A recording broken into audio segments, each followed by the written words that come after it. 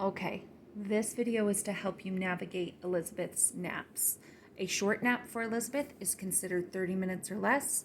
A long nap is considered an hour to 2 hours. You're always going to be very happy if she hits that hour mark or she goes past it.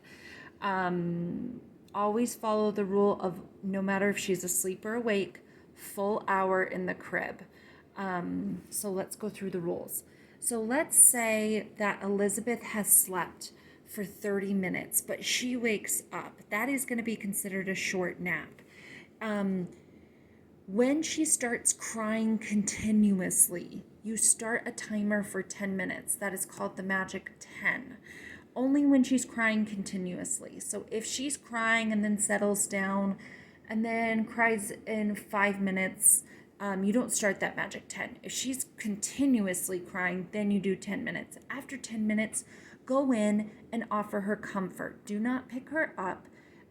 Give her touch. She usually likes her butt patted or her back rubbed, but the butt patting is always a winner for her.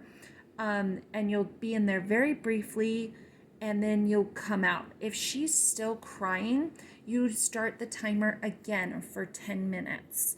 During the second 10 minutes, you'll probably want to get a bottle ready because I'm going to say that she'd be hungry. Usually she won't cry for longer than 20 minutes unless she's hungry.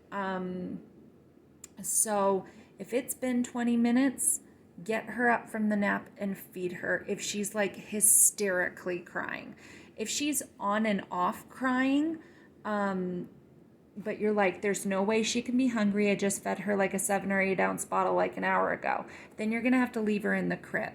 I hope that made sense. So after 20 minutes, if you know she's hungry, offer her that feed and nap is over. Let's move on to this right here. So if she is hysterical and she is just overtired, completely upset, end that nap and just get her up from nap and start awake time. But let's say that you do the magic 10 and she slept for 30 minutes. She's crying for 10 minutes.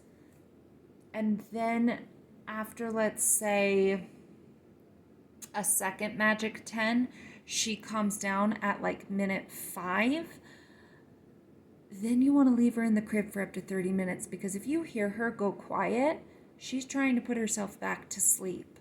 So if she starts to calm anytime in that 10 minutes, leave her in the crib. But let's say she's still crying on and off for 30 minutes, then that nap is done. Okay?